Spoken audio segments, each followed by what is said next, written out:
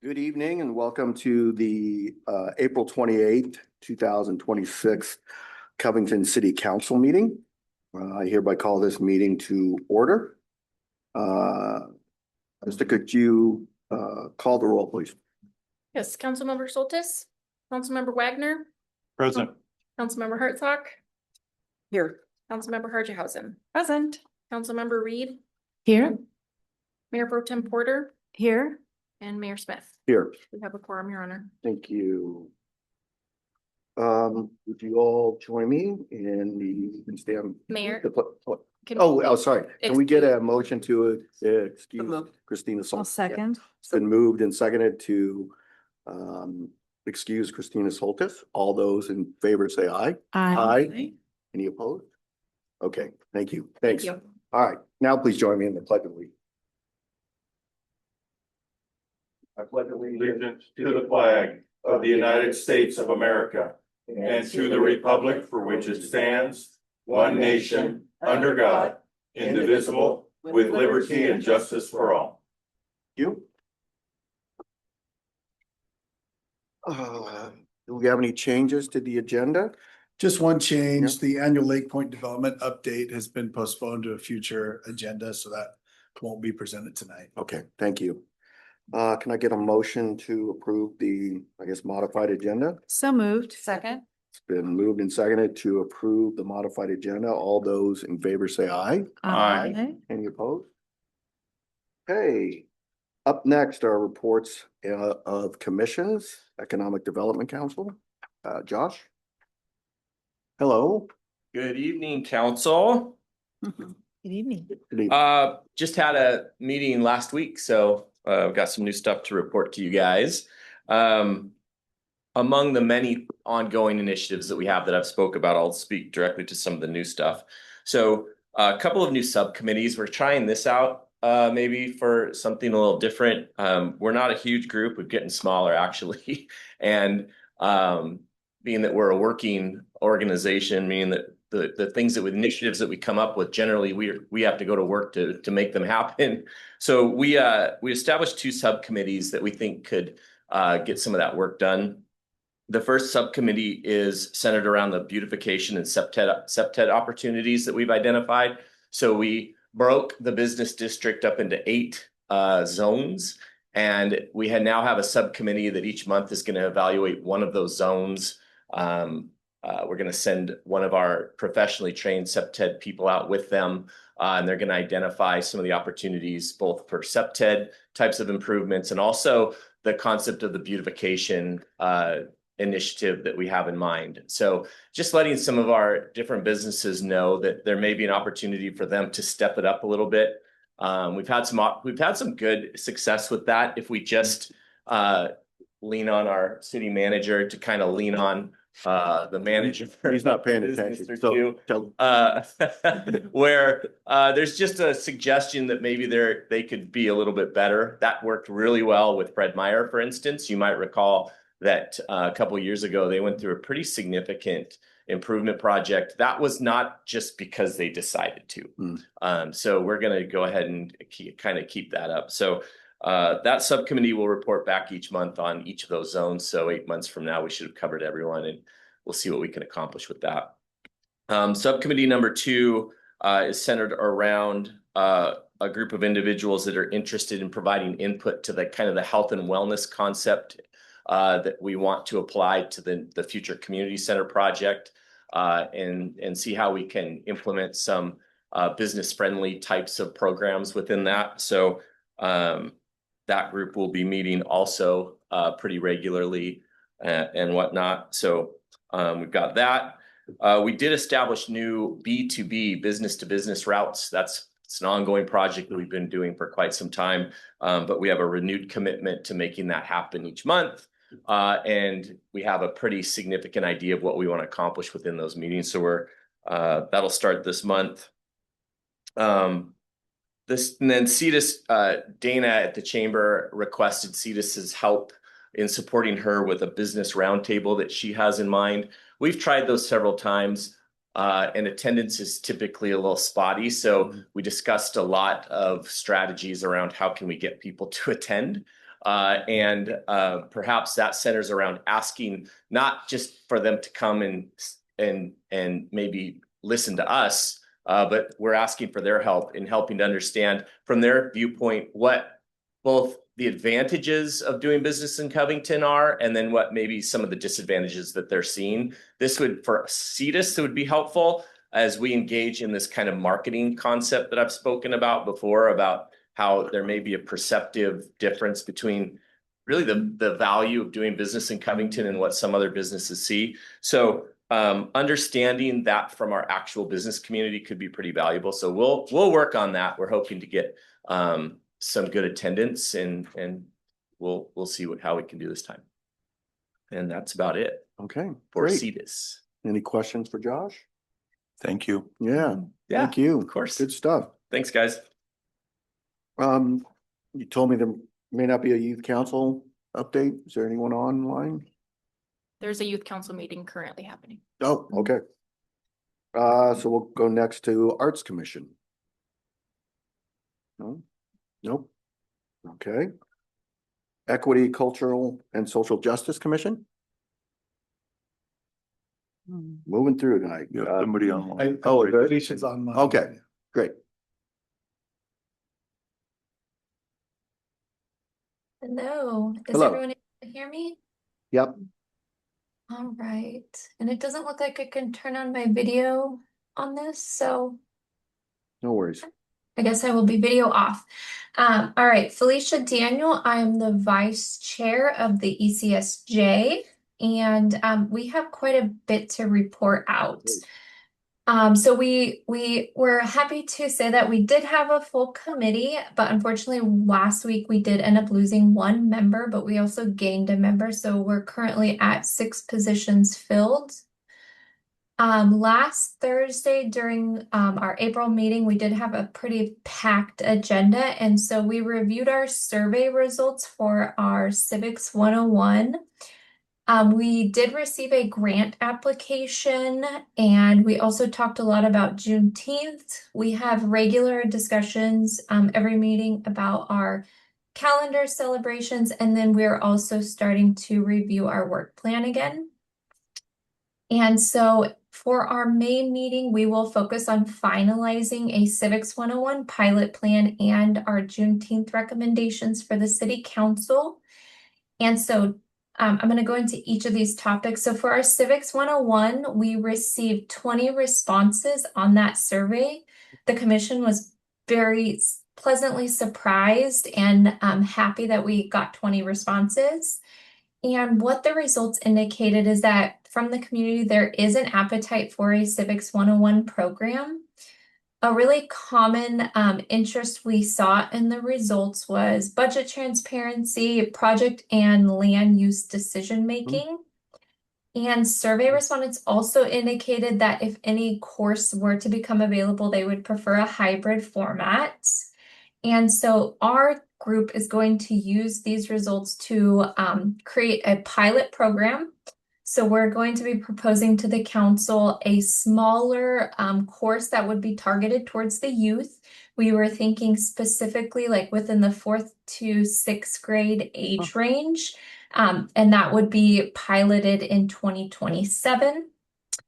And then for the ECSJ grant, so the commission did receive one grant application from Covtown Pride, and the commission was very excited to receive this application and very excited to approve it. So that was approved at our meeting last Thursday on the 23rd.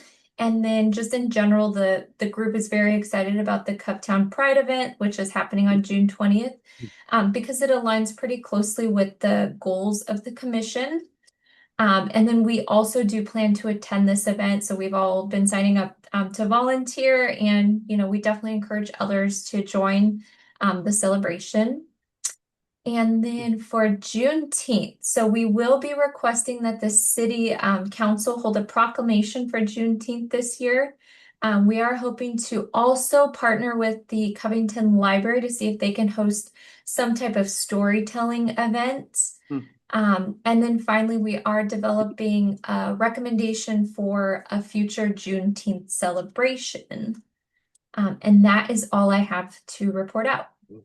Oh, that was great. So any questions from the council? No? All right. Well, Felicia, thank you very much. We appreciate it. Awesome. Thanks, Glad to everyone.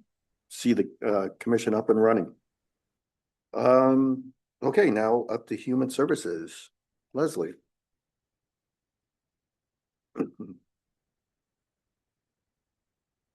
Good evening, council. Great to be with you tonight.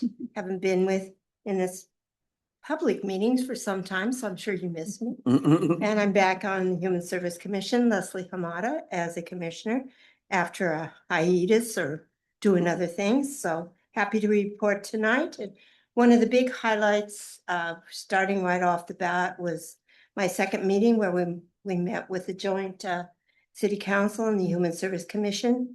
And we decided to throw out something, do a little different on what we're doing with our human service dollars, and everybody on this council supported it. So a big thank you for listening to us and hearing us. And we are excited to see what that's going to happen. And our application review for our normal human service process will begin in May. And we have about 50 applications, but we're going to be narrowing it down with a new criteria, primarily to see most effective ones in our own area. And then we're going to be, of course, we're going to do something a little different. And because we're going to have a Covington Initiative program, the CIP, which you funded, I believe, at 25,000. That's a lot of money for us, is intended to support one or two targeted initiatives.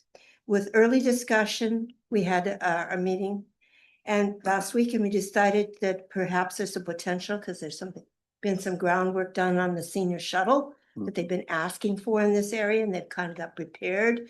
They've got some, more structure behind them. And if anything on our projects so we can take off, we want them to be as successful and ready to go on the ground as possible. And we talked about some other things that we were looking for and what the community is asking for.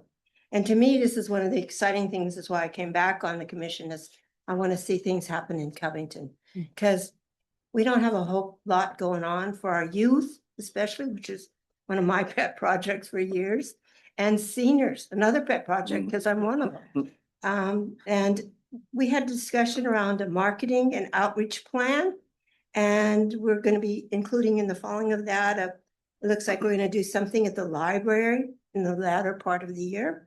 We're going to be attending the Great Covington Days in July, and an outreach event. We're thinking about a Halloween party. That sounds fun.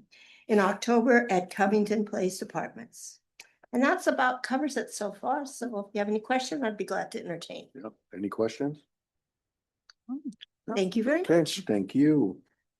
Up next is Parks and Recreation. Good evening, council. Connie Elliott giving the report tonight for Laura. And we have a few things. We had a great meeting in April and had a presentation on the Wingfield Open Space update, the restoration that we're doing there. And while that's not one of our beautiful and valuable park properties that we have in the city, it nevertheless offers a tremendous amount of environmental impact, and the restoration there is fascinating. If we talk about, creeks and buffers and things like that. So we really spent a lot of time on that update, and we're super excited for, the habitat restoration there, some innovative ideas for floating wetlands. So very exciting stuff, and can't wait to see that get going. We also took a look at some RTO grant proposals. We have a good history of funding from that source, from the Recreation and Conservation Office. And we look forward to your approval on that and the Conservation Futures Grant. So excited about that. And Ethan briefed us on those grant applications, and I think they're on the agenda for tonight. So happy to see that. We did our park tour plan, which will be our monthly meeting, will be conducted at a few of our local parks. We'd love to have you join us if you want to get out and about on May 20th. We're going to tour the Wingfield open space area, Founders Park, Jenkins Creek Park, and if we have time, we'll look at some of the things that are going on in CCP and talk about park improvements there. And then the last thing that I wanted to just not really report on, but just thank you for your support of the item on your agenda this evening regarding the ballot measure for the Covington Park and Recreation District. We look forward as committee or commission members to joining you at some of the local table events at parks activities and outreach to citizens regarding factual information about that very topic. So look forward to working with you guys in that capacity. And that's all I have for this evening. Great. So I'll take questions if you have any. Any questions? Okay, thank you you. very Thank you much. so much. Anyone from the planning commission online? Doesn't look like it. Okay. So now we're up to public communication. First up is legislative update from Senator Kaufman. You're ready. Welcome. Hello, how are Yeah. you? Good evening. Thank you for the opportunity to be here. I appreciate that very much. And I just wanted to maintain communications and information for you. I know that you have your own legislative team who provides you a lot of detail, but I wanted to give you an overview of some of the things we were able to do in the state legislature. As senator for the 47th legislative district, I want to maintain those relationships, working relationships that I have with you all. So we had 268 bills that were passed into law. It was 60 days. If you can imagine doing all your work in 60 days and all your budget in 60 days, it's really fast paced. And considering all those 268 bills and looking at all of them, I worked to ensure that I represented the city well and voted in the areas that I believe that are priorities to you when it comes to both laws, bills, policies, things that impact our district. And one that keeps coming up that I found interesting was around housing development, and the creativity that is happening on how we can help to build more housing. Housing is a major need nationally as well as in Washington state. But I work hard and I stand up and I say parking is very important to our communities. Please. Yeah. Please. And so, you know, I want you to know I do that, and I talk about the need for parking in our communities, in our cities, and outlying areas where there is no parking available. So when you build housing, if you add, you know, ADUs, if you have all these things you need to have, all the infrastructure as well as the parking. So that's one of the things I want to let you know.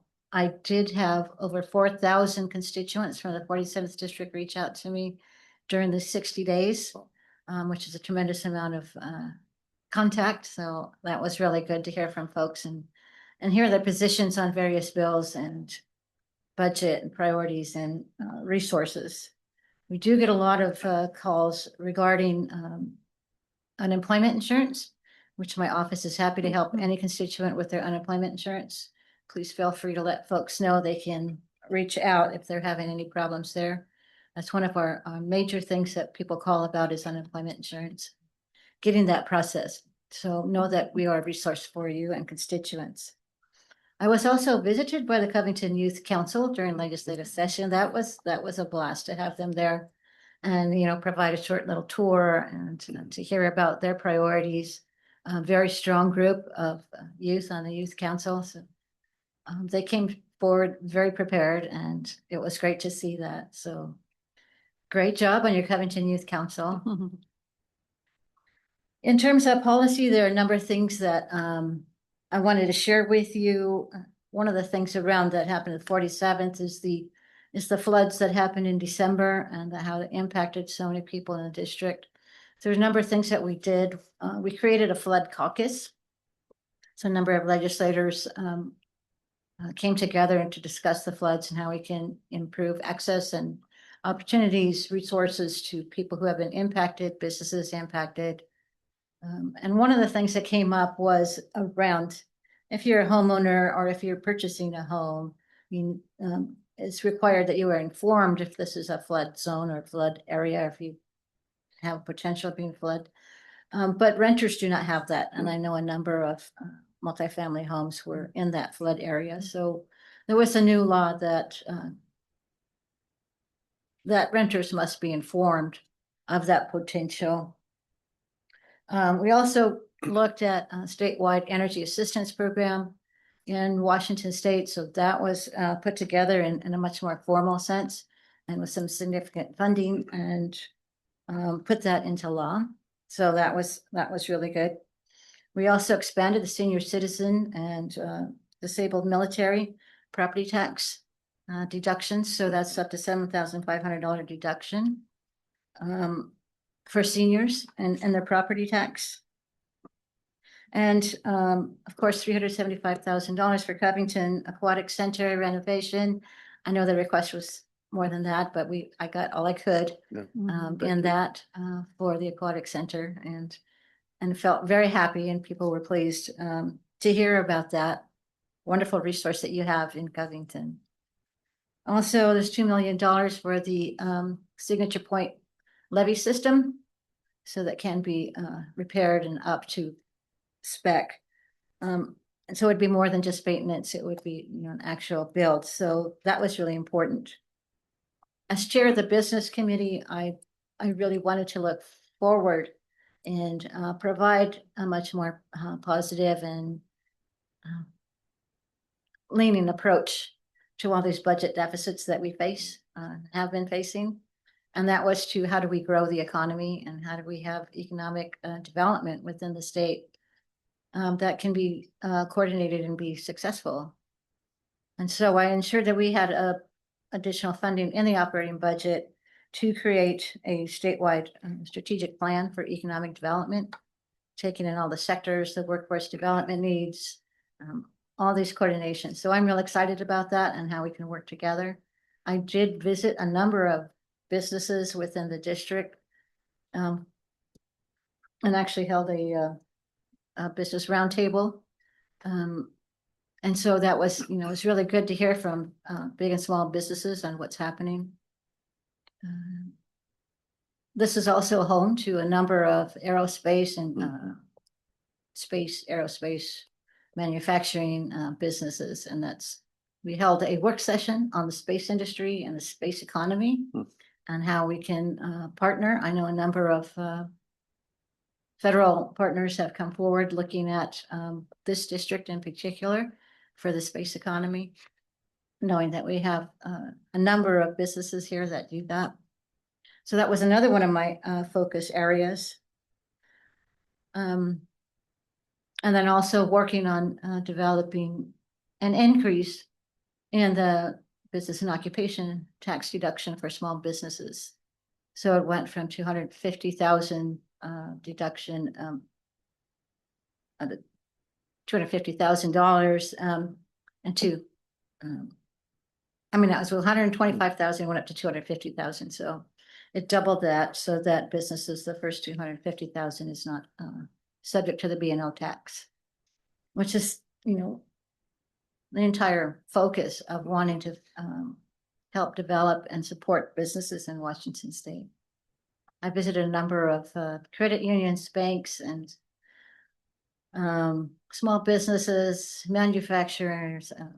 It was really a great year last year and this year working on the Senate Business Committee. In terms of human services, I worked hard. I stood up in caucus and I did not want to cut our developmental disabilities program, which was slated to be cut, and worked hard with budget writers trying to find some answer to that. And we were able to save that. So there were no cuts to the developmental disabilities. That would have cut like 4,000 individuals. And then also working to have the Apple Health and Medicaid services to continue because due to the federal cuts. For the transportation budget, we were able to secure $15 million for cities who have been impacted by floods to help in their recovery of resources there. We have $1 million for cities for a safety program to install illuminated crosswalks. And these are some of the things that I just wanted to share with you to let you know that in spite of the big budget deficits, we've had a tremendous amount of budget cuts. In 2008, it was during that time, it was all cuts. And there was no revenue. It was all cuts. And that was completely devastating to families and to businesses and to the whole state economy. And so the legislature worked hard to have a balanced approach of both cuts, reductions, as well as raising revenue. And impacting that part of the millionaire's tax was a reduction or a tax exemption, sales tax exemption for personal hygiene products and for diapers and other things like that. And I've heard from cities that this will impact their sales tax revenue. So they also built in some mitigation for cities to deal or address some of those impacts. So just so you know, that's there and that's being accounted for. There's also been some work on looking at housing affordability, looking at how we can work to improve that. There's a significant investment in the Housing Trust Fund, looking at home buyer, first-time home buyer, down payment assistance, the Housing Finance Commission working to create more programs that are meaningful to individuals so they don't have to choose between whether they buy a house or not. I know individuals who are like, I qualified for a loan for a mortgage like 300,000, but it's hard to find a house of 300,000 when you got a family of 4. It's just not an easy thing to do. We also work to protect childcare across the state so that parents can get to work. Trying to work on a large portion of to bills that help our people in everyday scenarios. So in doing those things around parking and developmental disabilities, looking at the flood, looking at our businesses and our small businesses, these are things that I stand up and I stand on my values, going against, majority of my caucus to say, no, we need to support our businesses and we need to support our families. We need to defend our most vulnerable populations. So those are some of my priorities and some of the things that I have done. And I also want to be a resource. I hope I'm not taking too much time. No. I want to be a resource. I do have this and I'll share it with Reagan. It's a quick little information on, it's a links to all the information that's available that you can put up on your website. So it's for healthcare services, housing assistance, employment, legal aid, food and nutrition, and so much more. Just so you know, it's an easy access for a resource. Should folks come calling, I wanted to make sure that you had that available as well. And we have the FIFA World Cup coming this year, so that's another economic development opportunity. So we're hoping that we're all in the game plan to move forward. I'm real excited about it. I'm actually going to go tour and meet with the FIFA folks next week, and we'll go to Lemon Field and we'll talk about that and meet with the Seattle Chamber to see about economic development and how that can happen and ensure that all communities are included and that we do have some space for developmentally disabled and for people of color, and so that we have equity within that whole system. I know the city of Seattle is making a tremendous amount of changes, and there no parking zone and and all these other zones, and so it's it's going to be a challenge for some folks, but I want to ensure that we do have access. So I think that's the end of my presentation. Okay. Thank you, Senator Kaufman, and we really do appreciate your leadership down in Olympia and your tireless representation of our community. So again, really do appreciate you. So Any questions? Yeah. I just want to make a comment and thank you sincerely for your support of our aquatic center. We heard from our lobbyists that you were instrumental in securing that funding. And, you know, it's not just a place for recreation. As you know, it provides swim lessons and water safety for everyone in our community in 47. So helping us maintain that resource in our community is very much appreciated. And thank you for, you know, consistently coming and giving these updates to council through the years. I really appreciate that. Thank you. Any other questions or comments? Just so this last budget session was difficult. And from all indications, we hear the next one's going to be difficult as well. Do you have any idea on how we're going to mitigate potential shortfalls in the next budget? Well, that was kind of my two-step project, Yeah. and one was, you know, to work on economic development and supporting businesses and creating a plan on how we can help build our small businesses. And in our area, not only in our district, but statewide, because that impacts our state budget. Economic forecast is going back down. It kind of went up and it goes back down. So currently it's projected to have like a $500 million deficit, which is significant, and how it comes to be at the time when we start will help shape that.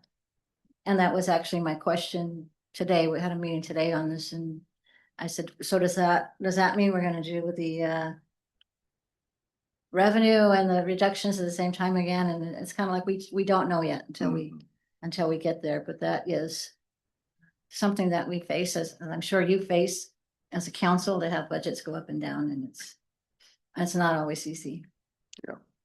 Yeah, we appreciate that and recognize that, making those tough choices is hard. And I've always appreciated your being transparent with us and communicating with us on that. So any other questions or comments for the senator? Well, again, thank you for Thank coming you. out. Appreciate it. Have a good night. Thanks. Okay. We don't have the Lake Point update. So up next is a proclamation for Water Safety Month. So you want to take me down in front of the dais? Okay.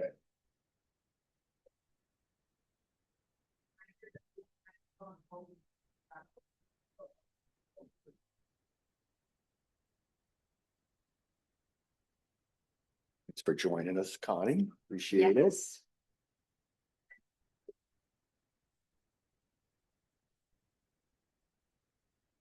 Well, good evening, everyone. We have a proclamation here tonight about National Water Safety Month. So whereas swimming and aquatic related activities play a vital role in good physical and mental health, and whereas safe swimming facilities like Covington's Aquatic Center provide healthy places to recreate, learn, and build self-esteem, confidence, and a sense of self-worth, which contribute to a quality of life in our community.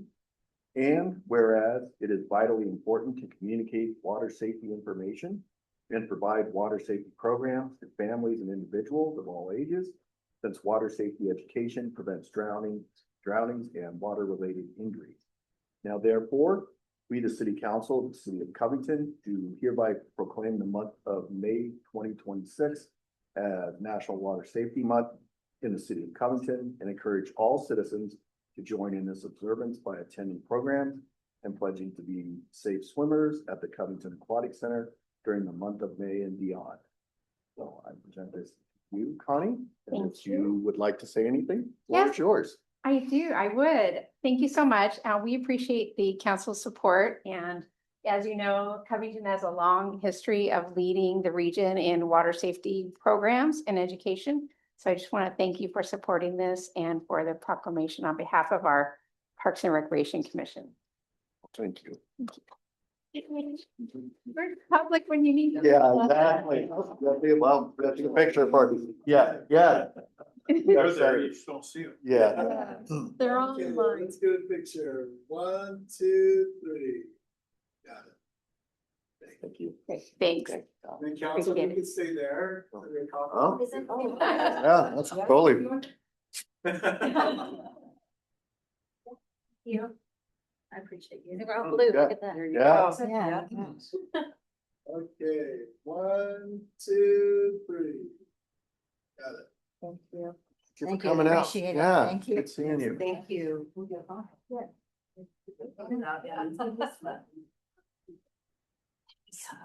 my gosh. Yes, very much. Thank you. That's amazing. It does. Wonderful. Those.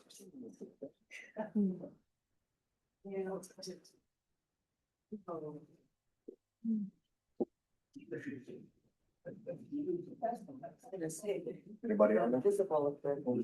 Nobody on? Okay.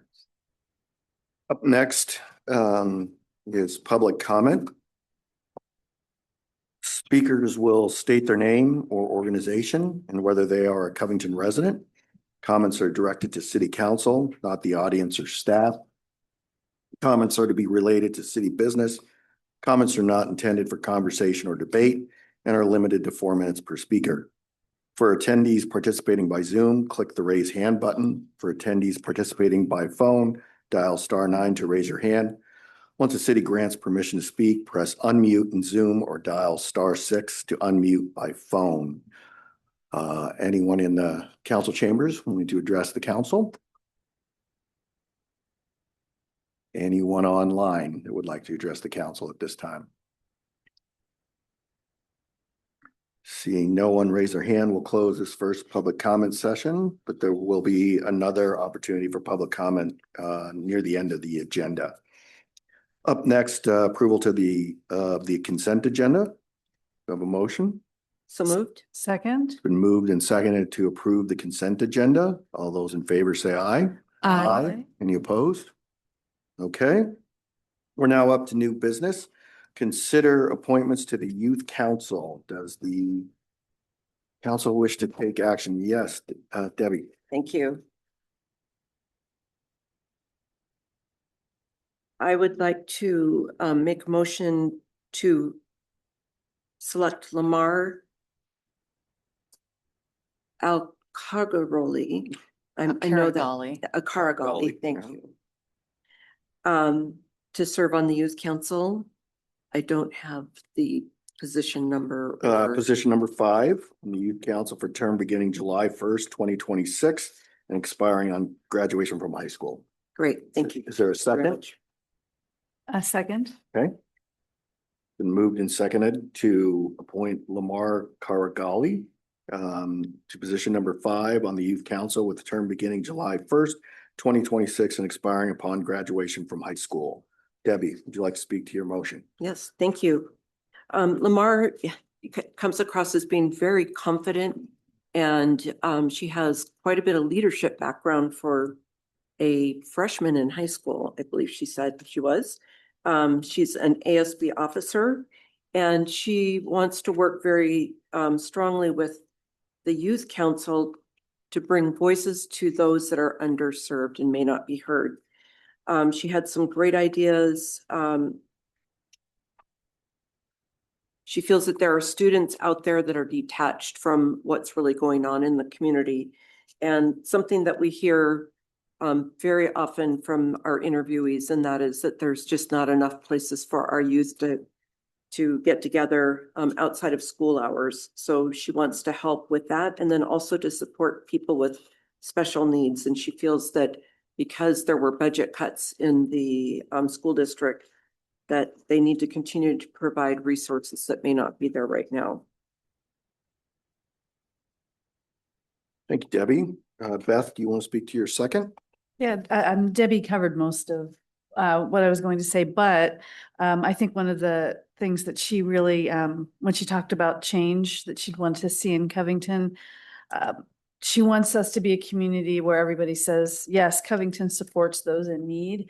And so I thought that was pretty insightful and a very strong statement to say for folks that might have underserved or might be a bit at a disadvantage, either, with mental health issues or physical issues, and trying to make everybody feel included. And I thought that was just a fantastic insight for her. Great. Anybody else wishing to speak for or against? Okay, been moved and seconded to appoint Lamar Al-Karagali to fill position number 5 on the Youth Council with a term beginning July 1st, 2022, and expiring upon graduation from high school. All those in favor say aye. Aye. Any opposed? Okay, Lamar's been appointed. Does council wish to take further action? Yes. I would like to move to appoint Gia Bianca Perganon to fill position number 8 on the Youth Council with a term beginning July 1, 2026, and expiring upon graduation from high school. I would like to second. Okay. It's been moved and seconded to appoint Gia Bianca Perganon to fill position number 8 on the Youth Council with a term beginning July 1st, 2026, and expiring upon graduation. Jennifer, you wish to speak to your motion? I was moved by Gia's repeated mention of representing underrepresented communities through providing visibility and access to mental health support services, and how she was able to really think of it in a broader perspective in terms and you know, we've heard about youth spaces before mentioned. We know it's a gap. We don't have, you know, an available space necessarily for youth to come and hang out and connect with each other. But, you know, I think she's the first one that's made mention of having resources available in a space like that. Also was really intrigued by her experience as the PR manager for Kentwood. I think that would be a really valuable asset to the commission and to the city, because she would have and has, I'm sure, some really great insight as to what we could do better to promote youth activities and to raise youth voice. She did PR for the blood drive and got 50 people to sign up, which is very good. So that's why I think she'd be a great fit. Great, thank you. Riley, you want to speak to your second? I think that Jennifer did a great job representing Gia and the skills that she has to bring. She just seems passionate about being part of the community, passionate about speaking out for underrepresented, and has some amazing marketing skills that we could definitely use. Anybody else wishing to speak for or against? Okay, been moved and seconded to appoint Gia Bianca Perganon to fill position number 8 on the Youth Council with the term beginning July 1st, 2022, or 2026, and expiring upon graduation from high school. All those in favor say aye. Aye. Any opposed? Okay, congratulations to Gia. We're now up to new business item number 2. Consider a resolution calling for the inclusion of a proposition on the August 4th, 2026 election ballot to approve or reject the creation of a Covington Park and Recreation District, Metropolitan Park District, to provide ongoing funding for parks, facilities, and programs, and consideration of a voter pamphlet explanatory statement. Got up to Regan. Sure, thank you, Mayor. As council knows, Metropolitan Parks District, it's something we have been discussing for many years. So the current MPD proposal before you would assess a levy of 37 cents per $1,000 of assessed value. That's approximately 50% of the allowed maximum of 75 cents per $1,000 of assessed value. As we've discussed, this Metropolitan Parks District would do a lot of things. It would provide park and trail improvements, park maintenance improvements, planning for the Whole Health Community Center, and much more.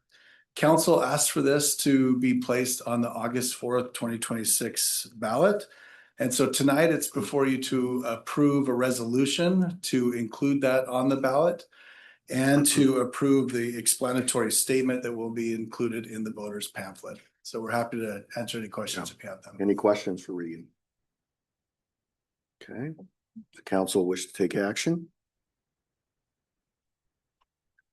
Yeah, Jennifer. Yes, I would like to, I'll do the first one. Mhm. To move to approve the resolution calling for the inclusion of a proposition on the August 4th, 2026 election ballot to approve or reject the creation of the Covington Park and Recreation District, a Metropolitan Park District, and to provide ongoing funding for parks, facilities, and I can't talk today, facilities and programs in a substantial form as attached here too. Is there a second? I'll second. Okay. It's been moved and seconded to create a Covington Park Recreation District. Jennifer, would you like to speak to your motion? Yes, we have been talking about this for many years. I mean, even back before I was on council and part of pre-PAC, we came to the conclusion that an MPD was necessary to fund the vision for Covington. Being a smaller city, you know, and with the raising costs of construction, it just isn't sustainable for our current strategy, which is really just funding through grants.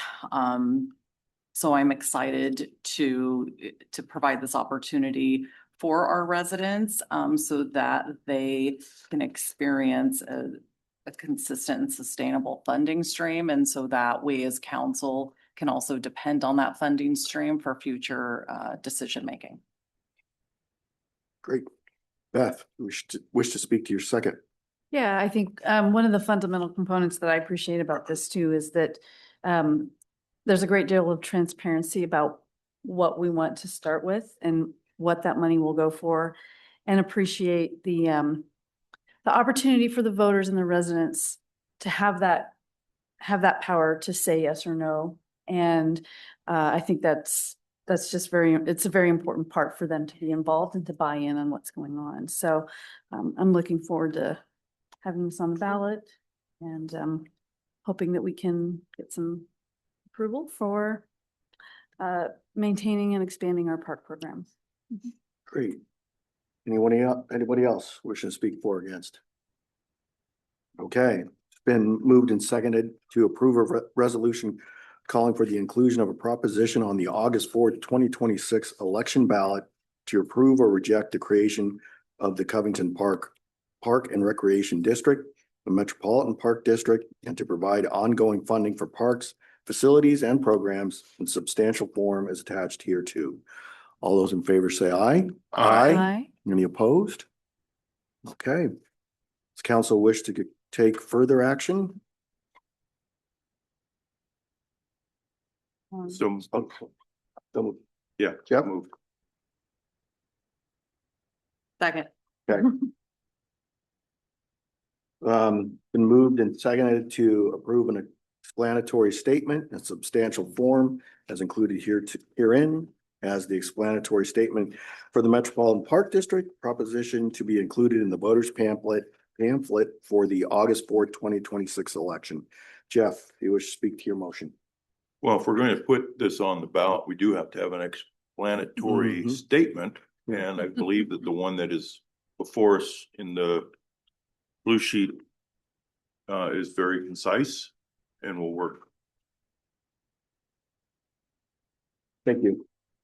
Jennifer? Yes, the explanatory statement that was put together is very clear in the intent and the reality of what the funding would allow us to do. So yes, I fully support it. Great. Anybody else wish to speak for or against the motion?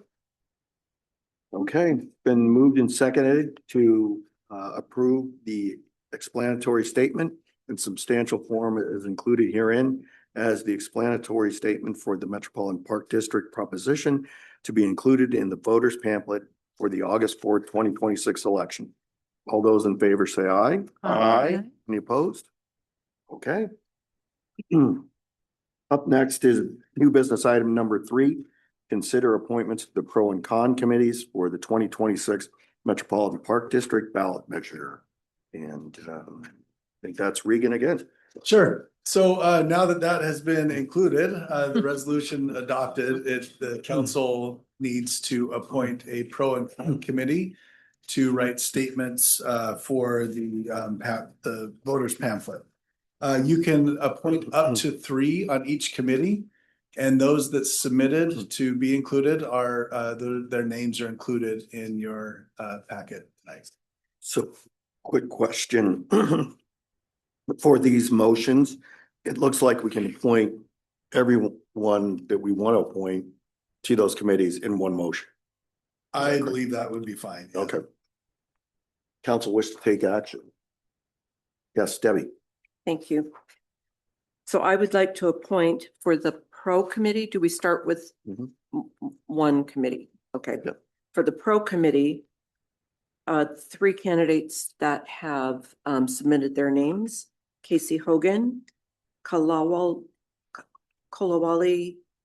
Ogundry, and Laura Morrissey. Okay. Is there a second? Second. Okay. It's been moved and seconded to appoint Casey Hogan, Kalawali Ogundari, and Laura Morrissey to the pro committee. Debbie, do you wish to speak to your motion? Thank you. Mhm. Well, not knowing all of these individuals, I appreciate that we have 3 people in our community that feel strongly enough to speak for the pros for the MPD, the Metropolitan Park District.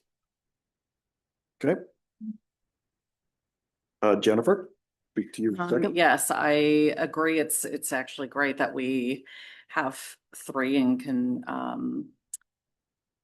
appoint up to 3. I've served on these committees before for Puget Sound Fire, and it's also a great experience for these folks.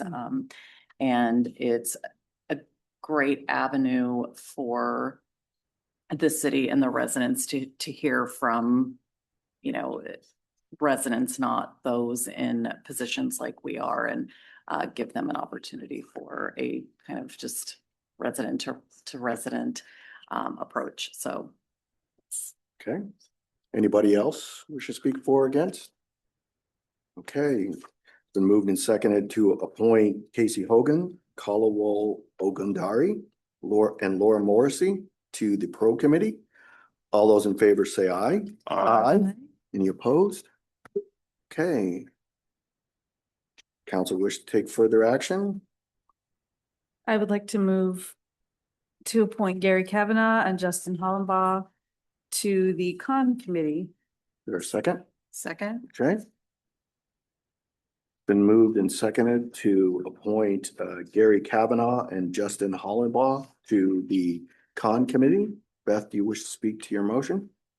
Yes, again, it's great that we had at least 2 people step up to the task and are submitted applications for this. And I know some of these folks have been in the community for a while, so it'll be great to hear their take on presenting the other side of the coin so that voters have an opportunity to see both sides. Great. Jennifer. Again, I always appreciate the opportunity for residents to have that resident to resident approach and to hear the various pros and cons of this will obviously be helpful to every voters, and I appreciate these folks stepping up. Anybody else wish to speak for or against? Okay, it's been moved and seconded to appoint Gary Kavanaugh and Justin Hollenbaugh to the con committee. All those in favor say aye. Aye. Any opposed? Okay. We're now up to new business item number 4. Introduction and overview of a franchise agreement for Marshall Telecom, Light Curve, and Selena. Hi, good evening, Mayor and Council. I also just want to take a moment and introduce Pau, who is from Light Curve, who will be here to answer any additional questions from the council. Should I not be able to fully answer them? They are the applicant for this franchise agreement. So what you have tonight for you is your first reading of the franchise agreement with Mashal Telecom, which is doubled as Light Curve. We call it Light Curve. The purpose of this franchise is to allow the use of city right-of-way for fiber infrastructure. This is a standard agreement. Light Curve did not come back with any amendments to our standard template for the franchise agreement. And so this is one of two meetings that we have with the council. This first meeting, it's required under state law to have two readings. So this first reading is the introduction. Second reading would be just an approval or whatever your outcome decision is on the consent agenda. So if you recall, we've got a handful of these. So you're going to hear this from me quite a bit. Just real high level franchise agreements are just the permission to use the public right of way. It's not a land use approval or construction permit. It doesn't guarantee that the applicant will build out, and it doesn't give any private property rights. Again, our area of interest is really just within that right of way. Everything that they come in and actually build will require city permits. Generally, it's a right of way use permit. If they do any work outside of that right of way, we look at their rights to do that. And in some cases, there might be grading permits. In some cases, there might be outright use. But ultimately, we're just looking at that right of way. And our city code generally requires utilities to obtain this franchise agreement before they do a very large install of utilities within the city. If they didn't want to do the franchise agreement, they could just come in and get right of way use permits for all of the work that they want to do. The franchise is actually really beneficial to us because it's an extra layer of protection. It's more like a contract. So it goes much deeper into the requirements for an individual utility user than just our standard right-of-way use permits. And that's important when we're looking at just the scale and the applicant's desire to expand within the city. So it gives us a little bit of a gate to check when they come in and do that work. The standard franchise agreement is a 10-year term with a 5-year renewal option. And again, that's not a permitting. They still have to go through the city's processes for obtaining all of those appropriate permits. Then also any work that they're doing within the right of way does have to be restored to our standard. I will just kind of nip this in the sense I know there's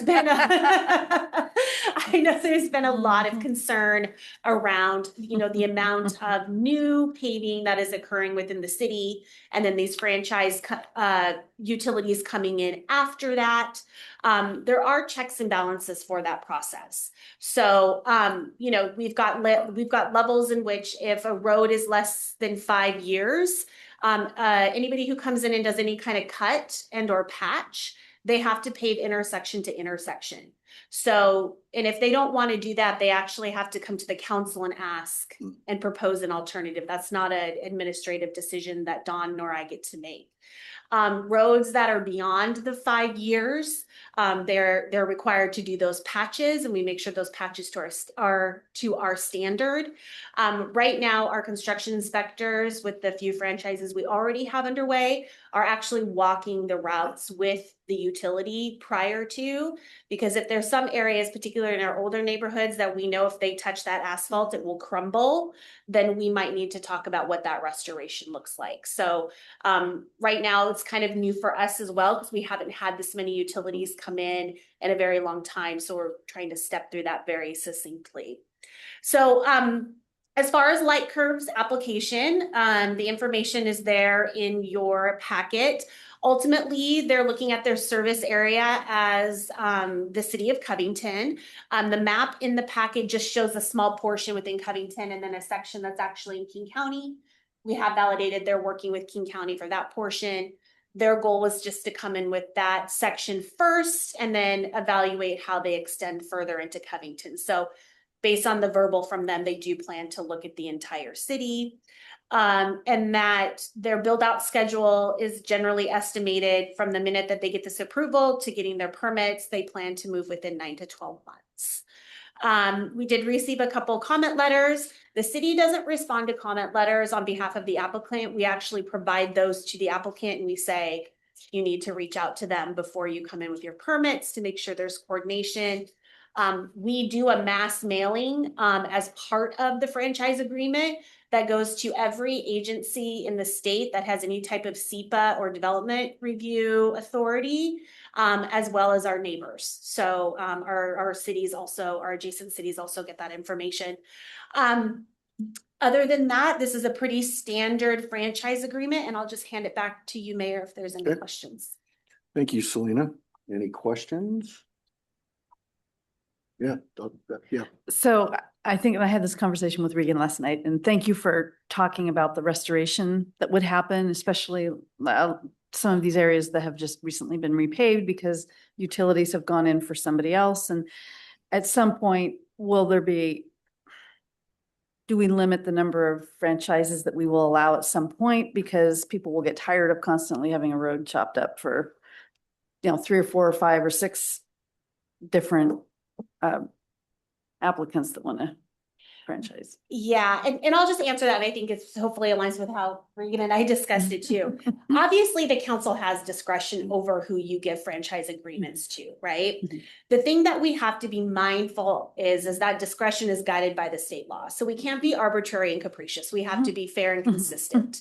And so anything that you choose to say no to in the future, you will have to have that type of language and standing should you choose to do that. And if that decision's appealed, then that goes to Superior Court, right? So we're defending that appeal.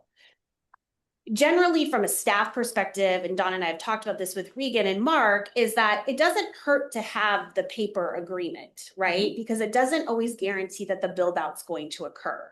These are individual companies, just like you think about any type of retail or restaurant.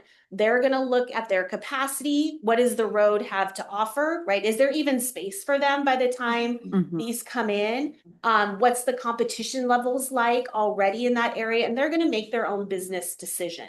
So I think some of these things will work themselves out over time or reveal themselves over time. Right now you have one provider in Covington, right? So I think just kind of being mindful of choice, like we always talk about choice in food and choice in retail. It's kind of the same with our utilities. So I say all of that in the sense of if it's something you ever wanted to say no to, you'd have to have really, I would suggest pretty strong grounding in that sense. And I think the reverse of that, kind of just thinking about the purpose of the franchise and just a really good reminder is that it does provide that extra layer. So in a case where maybe we have a provider who might not be meeting their contractual obligations, right, in the dealings that are in that agreement, then there's that ability to pull that franchise, right? So, or have that conversation with them to pull that franchise. So, I think about them as gates, right? Like you have the first gate, the second gate, and you've got all these checks and balances that go into ultimately what happens in the built environment. I completely agree that it can feel extremely overwhelming, especially in the Timberlane neighborhood. That corridor has been really popular this year, and it's actually going to be continued to be very popular with other big infrastructure projects on the horizon by other utilities for the purpose of providing services. So we try to be very mindful. That's why I think we have that code in place around the paving, right? We don't want to be doing work over and over and over again. And we do express to our franchisees, and Powell wasn't on the meeting with his whole team, but his whole team will tell you, we've said it multiple times, go coordinate. If you see a project coming in, you better get behind it. And if they don't want to do that, then they have to make certain business decisions at that point. Sure. Well, thank you for that. And I know that there's people that are going to really appreciate having options. So there's always an upside to it. It's just thinking about the future. Yeah. Thank you. Any other questions or comments? Selena, you touched on what I was thinking at that same, we've got a flood of these franchise agreements coming up, and you mentioned the opportunity to coordinate in their development. And I guess since I don't know how that actually works, I'm glad to hear that you're mentioning that and making that aware to them that others are getting on the schedule. And if we don't have to tear the street up 3 times just for the same, in the same place, that would be great. So, and it sounds like Light Curve is open to that and other franchisees. So, yeah, so thank you for that. Any other questions or comments? Okay, there's no action, so Paul, we appreciate you being here tonight, but we didn't have any questions for you, so thank you. All right, thank you, council members. Yep. All right, up next is future agenda items. You have that in front of you. Next council meeting, we'll have some public communication from the chamber. A proclamation. Looks like another franchise agreement. And transportation impact fee. So anything the council wishes to add to the upcoming agenda? Okay. Oh, now up to council staff comments. So let's start with the chief. I do have a comment today. Hey. We had a burglary in Fairwood, so it wasn't in our area. We did get to deploy many of our tools today, so we have had shields.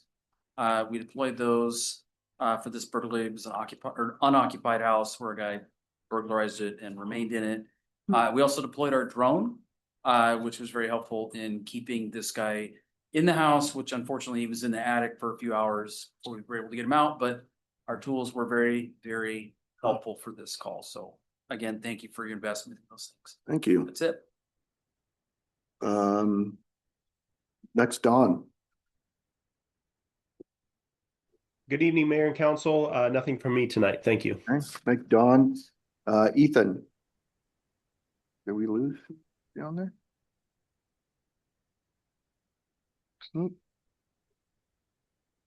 He's not on. We dropped off. Okay. Selena. Nothing for me tonight. Thank Okay. you, council. Casey.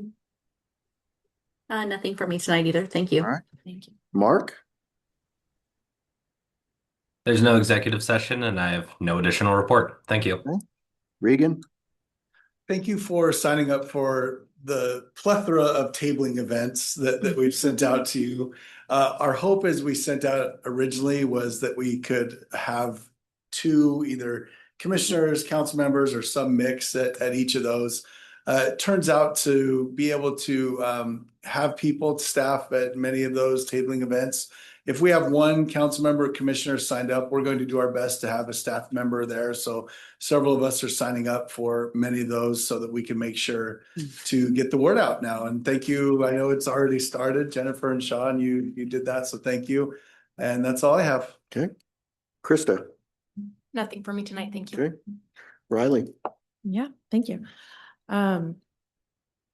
It feels like longer, but since my last meeting, I was able to attend it was a press conference and tour for the Covington Water District facility. It was very valuable time spent out of my work day. I was able to get approved by my boss to split away and do a tour and see how our water facility works. It is very efficient. They use the water and the movement of the water to power themselves, which is amazing to see. And it was wonderful to be celebrating the $1 million in federal funding that Kim Schreier helped secure. So that was a worthwhile visit. And then I also attended a roadside cleanup with many of you guys last week, which I usually attend as a Girl Scout. So it was fun to attend as a council member. Those are my updates. Thank you. Thank you. Beth. Yeah, it was fun to pick clean litter. I mean, it sounds like it's silly, but it is a great way to just connect and, when we pair off and we have a chance to have conversations and do something good for the community and inspire. And I mean, I think just the bigger inspiration for me is that the Random Acts of Cleanup program has really, taken off, and we owe that to Jennifer Leeden and her leadership there. And it's just, there's not as much to pick up because more people are pitching in, and that's kind of the idea, that more people have skin in the game. And if everybody does just a little bit, then we can make this world a better place without having people get burned out. So looking forward to the Makers Market on May 9th. And Rotary, we're going to help with that a little bit with the parking. And then also that's National Stamp Out Hunger Day. I don't know if you were going to talk about that, Debbie, with the Storehouse. So looking forward to some upcoming events. Thank you. Debbie. Thank you. Yes, it's pretty sad when we have to complain that there's no garbage Yeah, for us to pick up, exactly. Yeah. but it's true. Yeah. We didn't find much on our route with council, and then last Saturday we had it with Rotary, and it was kind of the same thing. Not a lot of trash, but always a good opportunity to chat with a fellow council member and share ideas. So, yes, National Stamp Out Hunger Day is May 9th. 9th. Thank you. And also known as Post Office Food Drive. So for many years, it was the largest source of dry goods that the storehouse would take in, and it had to last for a year. Now it lasts for maybe 2 months. But we have a lot of other food drives that augment that. There is a Sign Up Genius going around for shifts, primarily in the later afternoon to sort the food. And if you've never done that, it's a really fun job. It used to be we were down on our hands and knees, like crawling around trying to find the box of like where the green beans went because everything was on the floor. Now we've got it up on tables for us old folks that can't get down on their knees anymore. And you just have to, it's like a puzzle. You have to find like the box that the green beans go in. And so if you've got time that evening, there is a Sign Up Genius. And we will also be working the booth for the city council booth or the city booth at Maker's Market. So Regan, I had a question on signing up for the tabling events. I've signed up for several that are like much further down the road, but as my calendar might open up a little bit and I've got some spots where I could volunteer but there's no one else in there, still put my name in hopes that somebody else will get matched up. Yeah, that's I think the right approach. Okay. Yeah. All right. Thank you. Thank you. Jennifer. Thank you, Krista, for organizing the blood drive.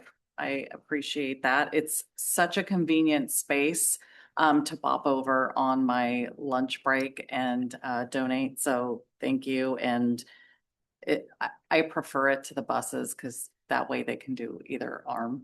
I'm picky. And then also, yes, the litter event.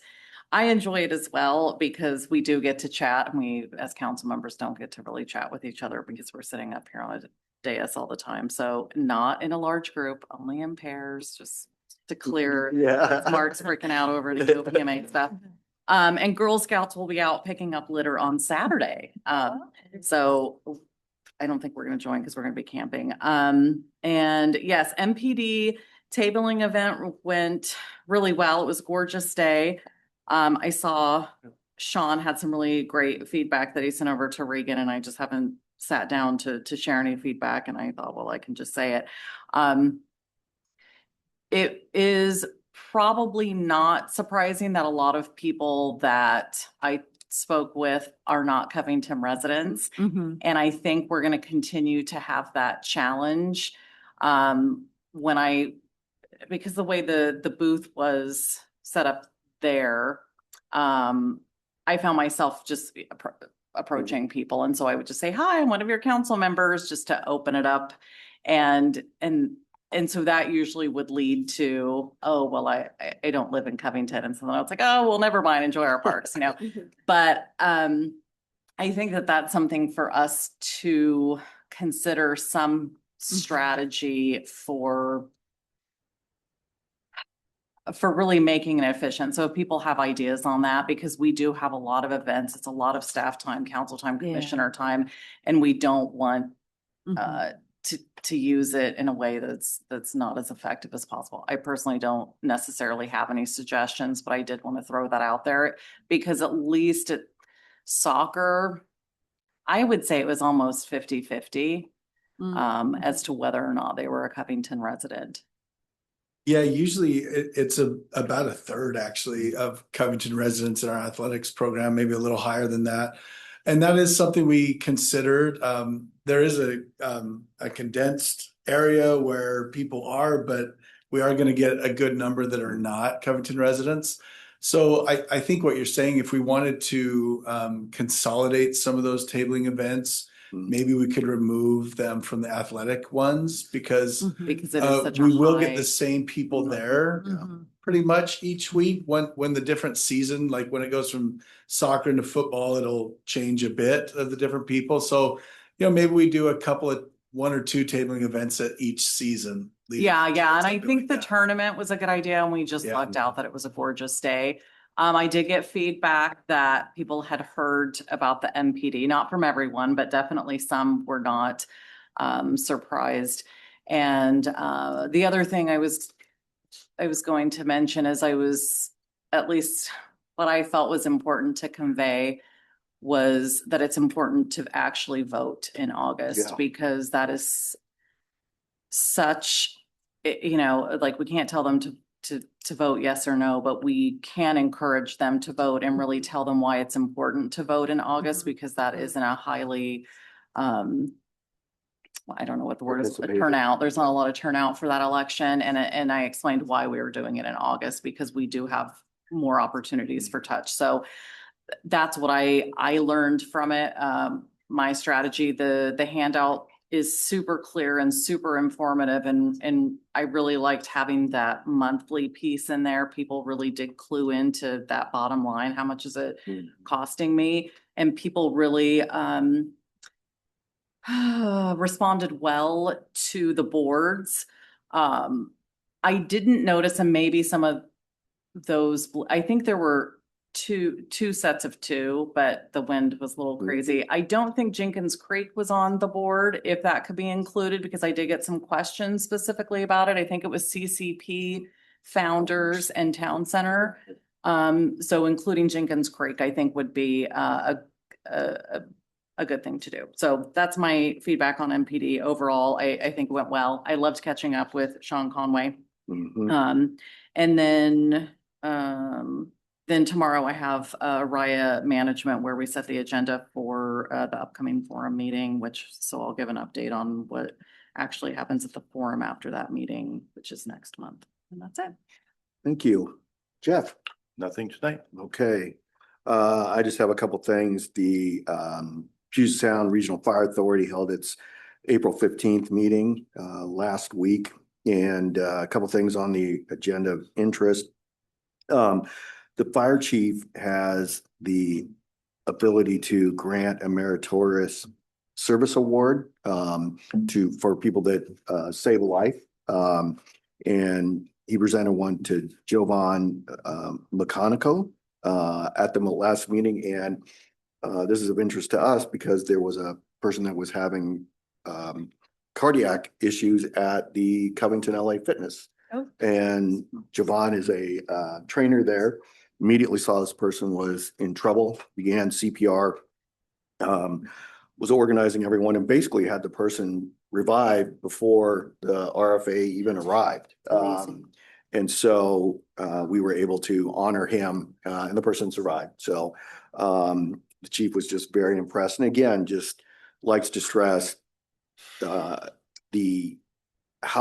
people can get there quickly and act and start CPR, the chance of survival goes up dramatically. And so it was just really heartwarming and close to home that it was right here in Covington. And Jovan saw someone in need and didn't hesitate and stepped right in. So a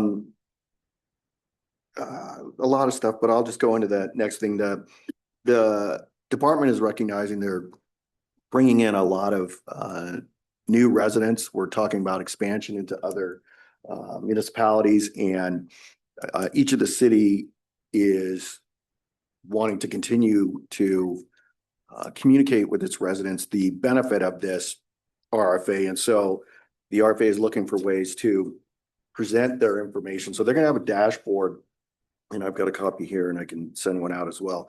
Going to have a dashboard for the entire region on how many calls and what those calls are, but then they're also going to be able to break that down by jurisdiction. So I've got one here for Covington.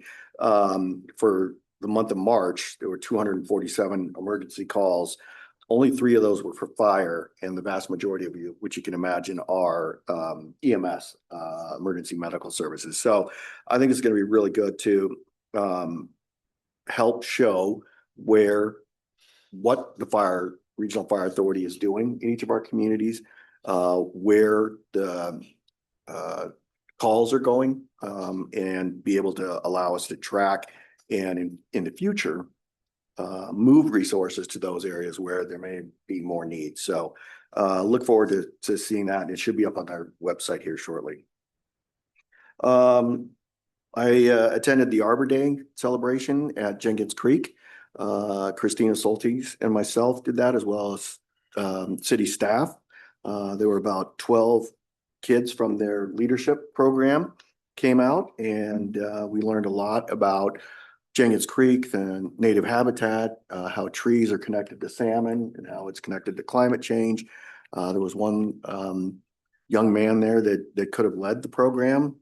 He was actually answering just about every question that was presented him, and we planted 12 native oak trees that these kids will be able to come back in 20, 30, 40 years and see, these giant impressive trees there and doing their job of holding the soil, preventing erosion, but they're also what they call super pollinators. They attract these insects, and then they go off and pollinate other plants. So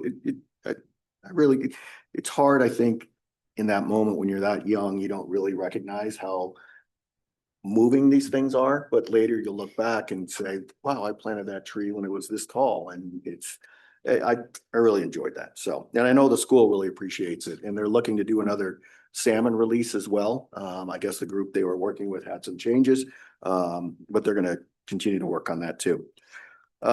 Jennifer said a lot about the MPD outreach at CCP. I sent Regan my thoughts. All in all, I thought went really well. Overall response was good. It was about 10-1 opposed or in favor. And so, but it's going to be getting people to remember on August 3rd that they need to vote, not August 4th or not August 5th, so we've got to remind them that. And I'll just reiterate the shout out for Sean Conway. You did an outstanding job, and it went without a hitch. And I was just really impressed with his management and handling. There were some questions from the general public. They were looking for X, Y, and Z, and Sean was just right on top of it. So please pass that along for me. And then finally today, I had a conversation with Susan McGoughlin with the King County Department of Community and Human Services. She wanted to talk about King County's plans for community crisis care centers throughout the county. And just in short, they've got money that came from a levy back in 2023 to create 4 community or crisis care centers in the county. One in the north, one in central, one in south, and one in the east, and then a youth specialized or focused center. These centers will have 3 levels of service. You can walk in and get crisis care support. They have a 23-hour monitoring option as well. So you could be in the center for up to 23 hours. Or if you need additional, they do have beds that you could be in for 14 days. So they're looking, when all is up and running, to service about 14,000 people per year. And they'll operate like an urgent care facility where they'll have access for first responders, ambulances, that sort of thing, in a separate entrance. And then in the front, you could have walk-ins, that sort of thing. So she just wanted to bring me up to speed on what their plans are. Multicare has been selected for the South to be the provider in the South region.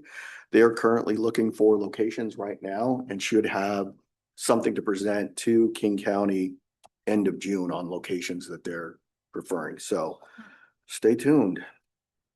So that's, On that, there's a conference call coming up on the youth crisis care centers that I signed up for. Okay. I think it's in a couple of weeks, but yeah, so unless somebody else is on that, I can share information from that. That'd be great. And that reminded me of something else. The SeaTac Airport is going out with their, their master plan for expansion and sustainability. They'll be looking for public comments on that. And I don't know if we're looking to comment, but I know Debbie and I have both toured The airport, what they're proposing is pretty impressive, and will have a significant impact on the regional and state economy. So just making you aware, they're now looking for comments on their plan. So. Okay, we're now up to the second public comment period. Speakers will state their name, organization, and whether they are a Covington resident. Comments are directed to City Council, not the audience or staff. Comments are to be related to city business. Comments are not intended for conversation or debate and are limited to 4 minutes per speaker. For attendees participating by Zoom, click the raise hand button. For attendees participating by phone, dial *9 to raise your hand. Once the city grants permission to speak, press unmute in Zoom or dial *6 to unmute by phone. Is there anyone in the council chambers like to present, speak to the, no? Anyone online like to address the council? I don't see anyone raising their hand. So I'll close that public comment period. Don't have an executive session. So we are adjourned at 8:26.